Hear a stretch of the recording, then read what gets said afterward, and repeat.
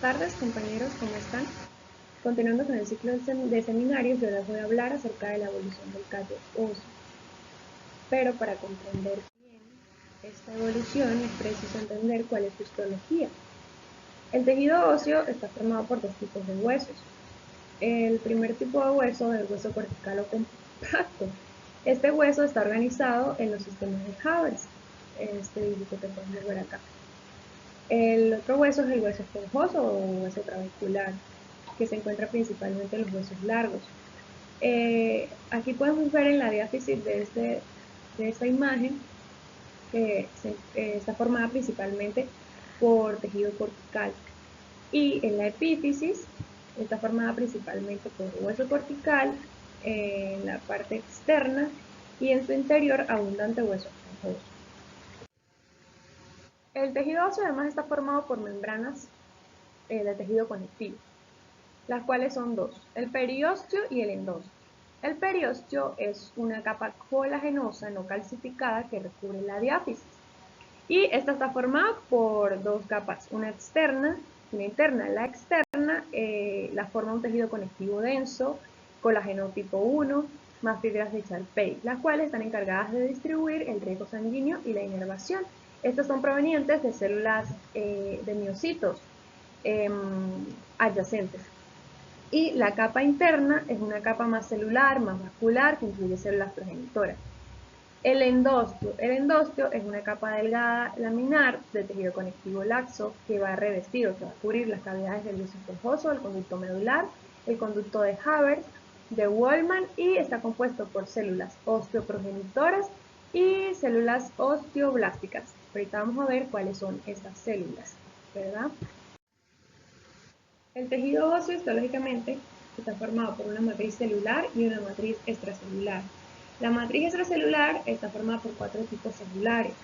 El primero de ellos son las células osteoprogenitoras. Estas son células mesenquimales o células madre que contienen estímulo como por ejemplo una fractura, van a estimular la diferenciación en osteoblastos. ¿Y qué son los osteoblastos? Son simplemente las células que forman la matriz ósea. Los osteocitos, estas son células que se originan de los osteoblastos y que van a tener como función el mantenimiento del tejido óseo. Estas son las células principales del tejido óseo, que van a formar el tejido óseo. Y por último, las células, los osteoclastos. Estos osteoclastos son células gigantes, son células multinucleadas, como podemos ver acá, que van a tener como función el reciclaje del tejido óseo mediante la degradación y remodelación de la matriz celular.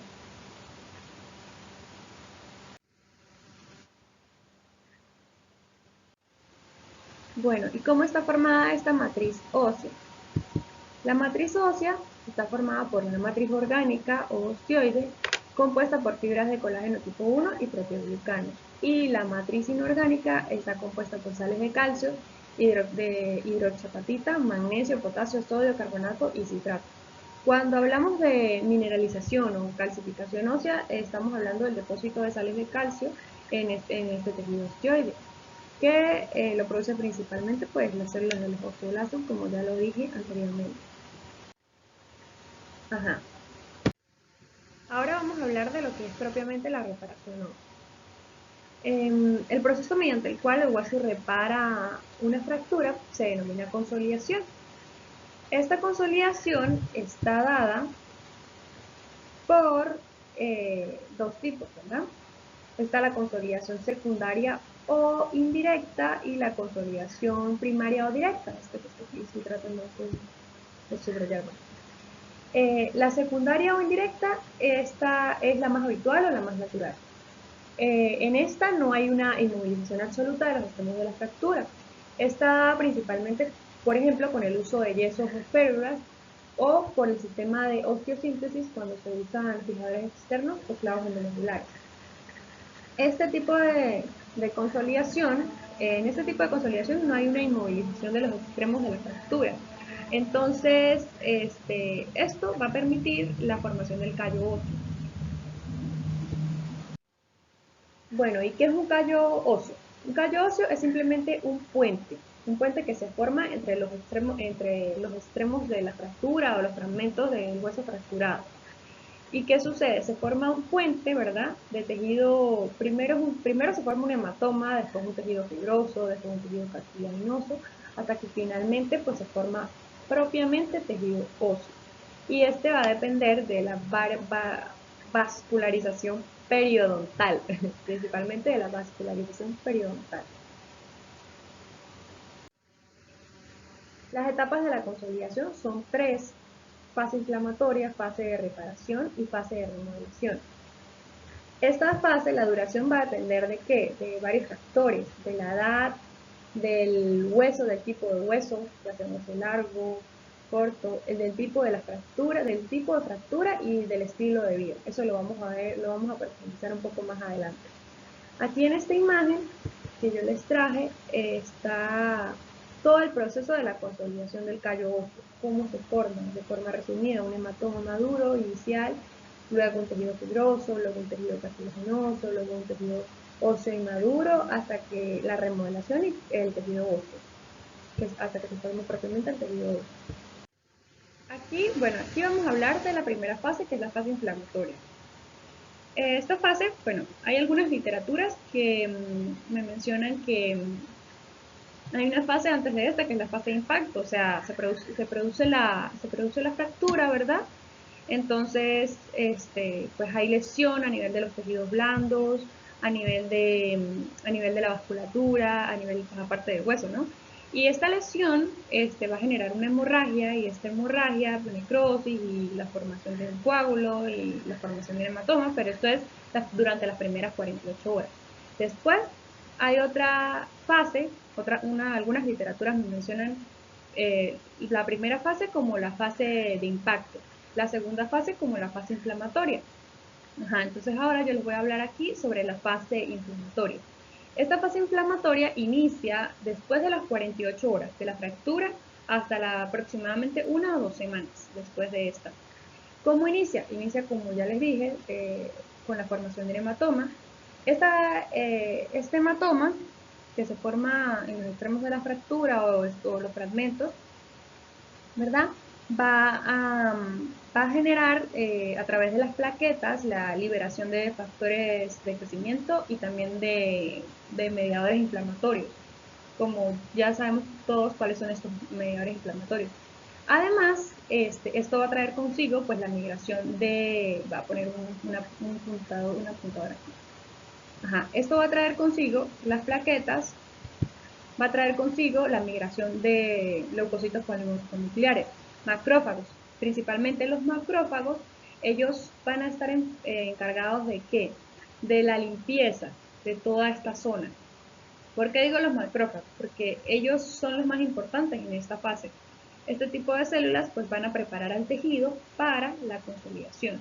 ¿Y en dónde se produce esto? Bueno, en todo el tejido lesionado y en el colágeno que está fragmentado.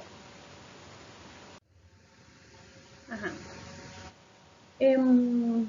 La fase de reparación, esta fase está por la formación de dos callos, el callo blando y el callo duro. Su duración, pues dice que dura varios meses, o sea, el proceso completo dura varios meses, pero eso ya va a depender de la edad, del tipo de hueso, del tipo de fractura, sí, de lo que ya mencioné anteriormente.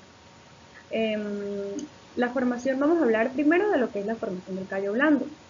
En el callo blando hay proliferación y diferenciación de células y también proliferación vascular. ¿Qué sucede aquí? ¿Quiénes son los encargados de esto? Pues los osteoblastos y los condroblastos, ¿verdad? Ellos van a ser los responsables pues de la formación del callo blando. Cuando hay hueso fracturado, como ya lo mencioné anteriormente, el periósteo está formado por dos capas fibrosas, la capa externa y la capa interna. La capa interna, esta capa, alrededor del hueso fracturado, esta capa se llama cambium, es mencionada así. Ella va a formar un collar, o sea, va a proliferar este tipo de células y va a formar un collar. Este collar se va a llamar callo periférico o callo periósteo. Pero su formación, o sea, la diferenciación de estas células va a depender del oxígeno que haya allí, pues, de su perfusión. Entonces, si hay una buena perfusión, esta proliferación celular va a ser en sentido osteoblástico. Y si hay una hipoxia a nivel local, va a proliferar en sentido condroblástico.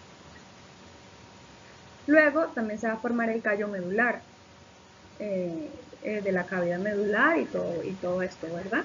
Que ya más o menos nos lo vamos imaginando.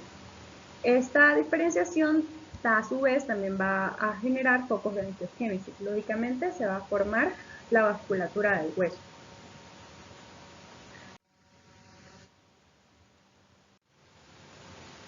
Ahora continuamos con la formación del callo duro. Una vez se formó el callo blando, que dura de 2 a 3 semanas, pues se inicia la formación del callo duro, que es de esas 3 semanas a las 6 semanas, o de las 4 a las 6, más o menos ese es el tiempo. La formación del callo duro se produce con la mineralización del tejido que quedó anterior, que se formó en la fase pues, anterior, ¿verdad? Con la mineralización de esto. ¿Qué pasa? Si el tejido que se formó anteriormente es un tejido osteoide, se va a mineralizar a través del depósito de cristales de hidroxiapatita. Y si el tejido que se formó es un tejido cartilaginoso, pues la calcificación va a ser una calcificación endocondral, como se produce a nivel fetal. Y el resultado pues va a ser un tejido óseo de tipo fibrilar, que ese va a ser el resultado de la formación del callo. Y la fase de remodelado o la fase de remodelación. Esta fase va a durar varios años. En donde el hueso fibrilar que quedó se va a transformar en laminar trabecular a nivel de lo que es la epífisis y la metáfisis, y en hueso haversiano a nivel de lo que es la diáfisis de los huesos largos. Y aquí hay un esquema, o sea, es un esquema bien bonito que resume cuál es la evolución del callo óseo, los tiempos, lo que yo les estaba comentando. Esto va a variar, esto no es exactamente así, pero aproximadamente el tiempo es, como ya lo dije, fase de impacto desde la fractura hasta las 48 horas, luego desde las 48 horas hasta las 2 semanas es la fase de inflamación. La fase de reparación se divide en dos, ¿verdad? La formación del callo blando desde estas 2 semanas hasta las 4 semanas, y esta es la formación del callo blando. Y la formación del callo duro, que va a ser desde estas 4 semanas hasta 2 o 3 meses o 4 meses, como lo indica acá. Y la fase de remodelación desde este periodo hasta meses o años, dependiendo de varios factores. Bueno, ¿y cuáles van a ser los factores que influyen en la consolidación ósea? Aparte de la edad avanzada, del tipo de hueso, del tipo de fractura, eso en cuanto al tiempo, como lo mencioné. Pero en cuanto a la consolidación propiamente dicha, existen factores que la van a promover y la van a dificultar. Los factores que la van a promover son las hormonas, como la hormona de crecimiento, diferenciación y proliferación celular, los estrógenos, también diferenciación y proliferación celular, la hormona paratiroidea también, igual, pero van a estimular la síntesis de proteoglicanos y igualmente la insulina. Las vitaminas como la vitamina D, la reabsorción de calcio a nivel intestinal, la vitamina C estimula la síntesis de colágeno. Y los factores de crecimiento como la interleucina 1, 6 y otros factores. Los factores físicos, aquí es importante mencionar que el ejercicio y las cargas deben ser controlados.